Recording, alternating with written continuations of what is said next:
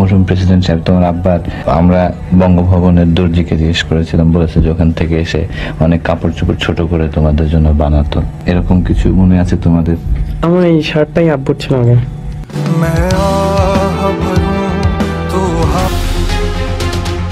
আদর্শ বাবার আদর্শ সন্তান তারেক রহমান বিএনপিকে যেন তিনি সম্মানে টিকিয়ে রেখেছেন। আজকের ভিডিওটি দেখার পর আপনারা বুঝতে পারবেন একটি আদর্শ সন্তান কিরকম হতে পারে, একজন আদর্শ পিতার সন্তান কিরকম হতে পারে। জি মামুন সাহেব বলছেন? জি বলছি। আমার নাম তারেক রহমান। জি জি ভালো আছেন? জি আমি ভালো আছি, আপনি ভালো আছেন?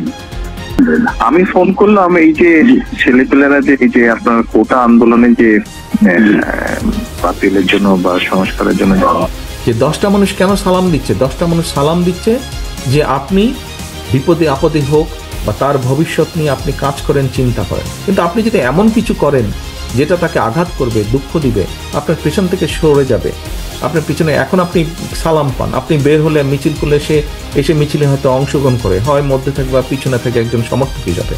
কিন্তু আপনি যদি এমন কোনো কাজ করেন যেটাতে সে আঘাতপ্রাপ্ত হবে, সে কি আপনার পেছনে থাকবে? সে কি পাবলিকটা আপনার পেছনে থাকবে? সে যদি না থাকে তো আপনি কিসের নেতা? আপনি কিসের নেতা? এবং এখন কিন্তু মানুষ অনেক সচেতন।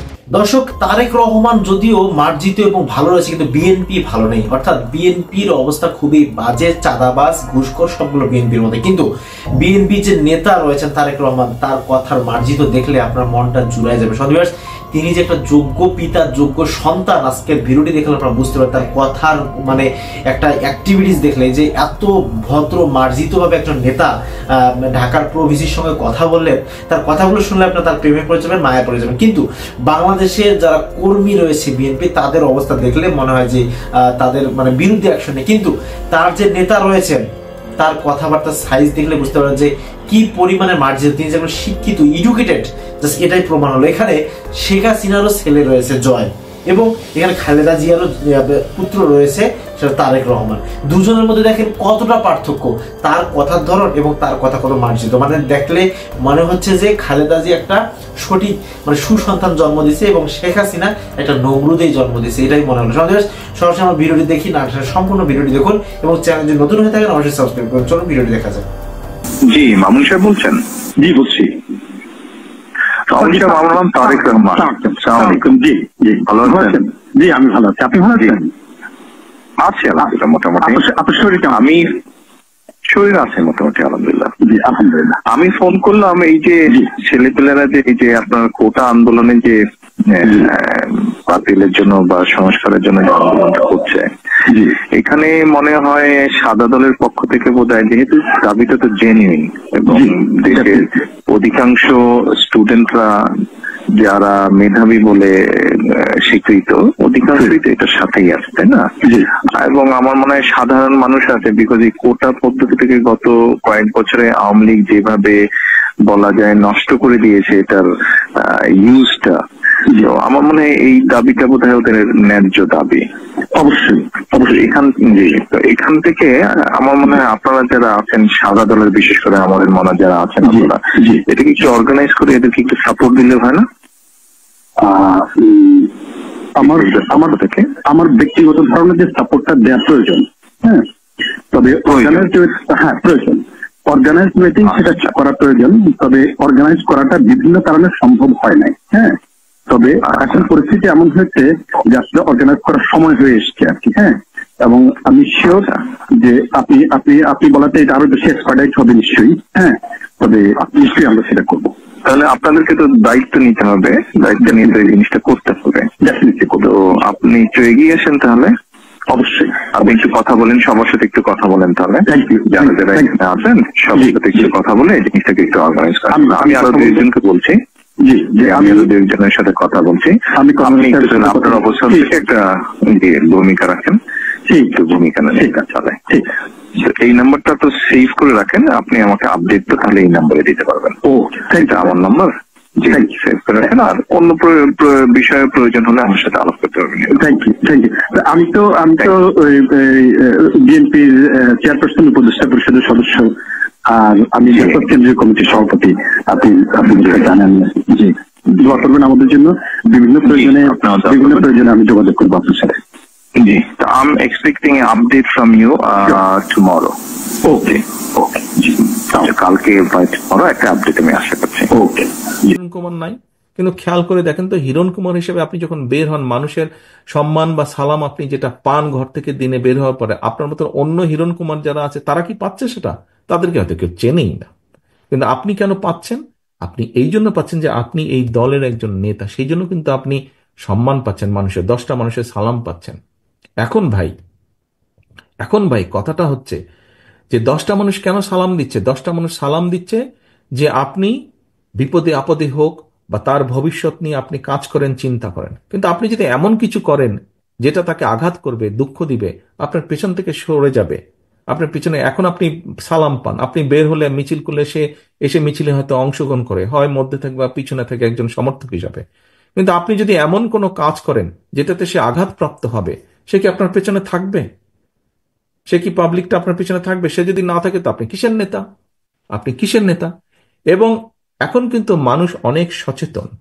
এবং সহকর্মী বৃন্দ, আপনাদেরকে আমি একটি কথা বলি, এটা ব্যক্তিগতভাবে নিবেন না। কথাটি হচ্ছে, দেখুন, আহ, মানুষ আমাদের উপর আস্থা রাখতে চাইছে, আমাদের উপরে অর্থাৎ বাংলাদেশ জাতীয়তাবাদের উপরে। মানুষ অর্থাৎ দলমত নির্বিশেষে সাধারণ মানুষ যারা ভোটার এই দেশের, তারা বিএনপির উপরে আস্থা রাখতে চাইছে। এই আস্থা যদি নষ্ট করার জন্য কেউ কোনো কাজ করে, এমন কোনো কাজ করে যেটাতে আস্থা নষ্ট হবে, তাহলে ভাই তাকে তো আমাদের পক্ষে, আমার পক্ষে টানা সম্ভব না, টানবো না আমি তাকে শেল্টার আমি দেব না। এখানে দলকে স্বার্থপর হতেই হবে। কোনো ব্যক্তির কারণে, কোনো নেতার কারণে, কোনো কর্মীর কারণে যদি মানুষের আস্থা নষ্ট হয়, তাকে আমরা ওন করতে পারবো না। বিকজ আমরা বহু ঝড় ঝঞ্চার ভিতর দিয়ে আজ এখানে এসে দাঁড়িয়েছি, বহু অত্যাচার নির্যাতনের ভেতর দিয়ে এখানে এসে দাঁড়িয়েছি আজকে আমরা। কাজেই আমাদের পক্ষে আর সম্ভব না যে কেউ নিজের বিষয়, নিজের স্বার্থ নিয়ে এমন কিছু করবে যেটা দলের স্বার্থকে আঘাত করবে, ক্ষতিগ্রস্ত করবে। তাকে আমাদের পক্ষে টানা সম্ভব না। হ্যাঁ, অনেকে ইদানিং কিছু কিছু লোক বলার চেষ্টা করে যে দেখুন, আপনারা নয় কি করছেন, আমাদের মধ্যে কেউ কেউ করেছে, কোনো কোনো সদস্য ভুল করেছে, বিভ্রান্ত হয়েছে, কিছু কিছু আপত্তিকর কাজ করেছে, আমরা আমাদের দলের সাথে তার সম্পর্কটা ছিন্ন করেছি। এতে কি হবে কেউ কেউ বলে, এতে কি হবে সেটা হচ্ছে পরের ব্যাপার। কিন্তু আমি আমার অবস্থান পরিষ্কার করেছি। হ্যাঁ, হয়তো সবগুলা ব্যাপার আমরা এরকম আরো কেউ কেউ করছে, আমরা হয়তো সবগুলা ব্যাপার অ্যাড্রেস করতে পারছি না। যতটুকু আমরা জানছি আমরা সাথে সাথে ব্যবস্থা গ্রহণ করছি, যখন যেটা জানবো ব্যবস্থা গ্রহণ করছি, আমাদের অবস্থান পরিষ্কার করছি। এখন ওই যে বললাম, কেউ যদি বলে হ্যাঁ আপনি বের করে দিলেন, কি হবে? বের করে দিয়ে অন্তত একটি বিষয় আমি বলতে চাই, সেই বিষয়টি হচ্ছে, সমাজে যে খারাপ মানুষ নাই তা তো না, ভালো মন্দ সবকিছু মিলিয়ে মানুষ, কিন্তু যে খারাপ তার সাথে আমরা সম্পর্ক রাখতে চাই না, যে অন্যায় করে, যে কিছু করে, তার সাথে আমরা সম্পর্ক রাখতে চাই না। অন্তত এই ব্যাপারে আমরা মুখে বলবো একটা, কাজে করবো আর একটা, তা নয়। যা আমরা মুখে বলছি আমরা চেষ্টা করব আমাদের কাজের মধ্যেও তার রিফ্লেকশন বা প্রতিফলন থাকবে। সেজন্যই আমরা ব্যবস্থা গ্রহণ করছি। একটি রাজনৈতিক দল হিসাবে, একটি সংগঠন হিসাবে যেটি আমরা সর্বোচ্চ করতে পারি আমরা সেটিই করছি, সেটি করার চেষ্টাই আমরা করছি, সেটি ইনশাল্লাহ আমরা করব। এখন আমরা যদি আজকে সরকারে থাকতাম, তাহলে আমরা যেটা করতে পারতাম, যারা এসব কাজ করছে দলের সাথে তাদের সম্পর্ক আমরা ছিন্ন করতাম তো অবশ্যই, একই সাথে দেশের আইন অনুযায়ী আমরা তাদের বিরুদ্ধে ব্যবস্থা গ্রহণ করতে পারতাম। কিন্তু সেই অবস্থানে এই মুহূর্তে আমরা নেই, সেই অবস্থানে এই মুহূর্তে আমরা নেই। কাজেই সেই অবস্থানে যদি ইনশাল্লাহ আমাদের যাওয়ার সুযোগ হয়, আজকে যেমন শুধু দলের সাথে সম্পর্ক ছিন্ন করছি, এর পরবর্তীতে সরকারি অবস্থানে থাকলে তখন যেহেতু আমাদের একটি সুবিধা থাকবে, অন্যায়কারী যেই হোক না কেন, আমরা মুখে যেটা বলি আমরা সেটা বাস্তবায়নের চেষ্টা করব। এর কোনো নড়চড় হবে না, এর কোনো নড়চড় হবে না।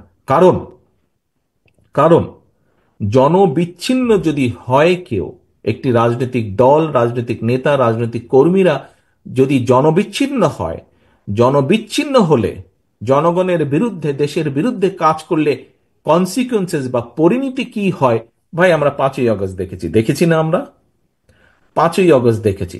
5ই আগস্ট থেকে অনেক কিছু আমাদের শেখার আছে, 5ই আগস্ট থেকে অনেক কিছু আমাদের বোঝার আছে। কাজেই প্রিয় সহকর্মীবৃন্দ, আমরা 31 দফার কর্ম প্রশিক্ষণ আজকে করেছি। এই 31 দফার সাথে সাথে 31 দফা যেমন জনগণের কাছে নিয়ে যাব, 31 দফার মাধ্যমে আমাদেরকে রিয়েলাইজ করতে হবে, আমাদেরকে একটি বাস্তবায়ন করতে হবে, জনগণের পাশে থাকতে হবে, জনগণের সঙ্গে থাকতে হবে, জনগণকে সঙ্গে রাখতে হবে।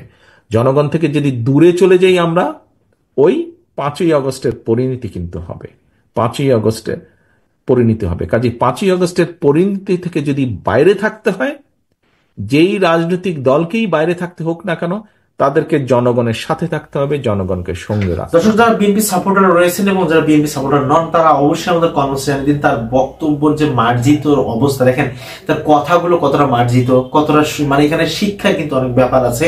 যে তারেক রহমান তার যে একজন নেতা, এরকম নেতা লিড দিলে কোনো সমস্যা নেই, কিন্তু এর যে কর্মীগুলো বাংলাদেশের মধ্যে রয়েছে, নেতা তো সর্ব জায়গায় অর্থাৎ বাংলাদেশের প্রত্যেকটা জায়গায় চলাফেরা করতে পারবে না, কিন্তু মানে কর্মীরা তো সব জায়গায় রয়েছে, তাদের ব্যবহার তো ভালো না। তারা মনে করছেন ঠিক আওয়ামী লীগের মানে হুবহু একটা প্রতিদ্বন্দ্ব মনে হচ্ছে, যে প্রতিচ্ছবি মনে হচ্ছে যে তারেক রহমানের এই দল। কিন্তু তারেক রহমানকে ব্যক্তিগতভাবে খুবই ভালো, তাকে আসলে আপনি যদি মার্ক দিতে চান, তাকে আপনি 100তে 100 দিতে হবে। কিন্তু তার কর্মীদের অবস্থা খুব খারাপ, নিজেরাই দলে দলে সংঘর্ষ লাগতেছে বিভিন্ন জায়গায় চাঁদাবাজি নিয়ে। এ দল মানে সেম দলেরই লোক, সে চাঁদা তুলতেছে, আরেকজন চাঁদা তুলতে পারতেছে না, ওরাই লেগে যাচ্ছে, ছুরি বল্লম নিয়ে বের হচ্ছে। কিন্তু এই জিনিসটা কিন্তু আমরা জামাত ইসলামী দেখিনি। সবাই এই ব্যাপারগুলো আপনাদের কি মন্তব্য, কোন দলকে বাংলাদেশে নির্বাচিত করলে ভালো হবে, আপনারা অবশ্যই আমাদের কর্মসূচি দিন। আজকে ভিডিও পর্যন্তই, চ্যানেলটি সাবস্ক্রাইব করুন, বন্ধুদের পাশে থাকুন। আল্লাহ হাফেজ।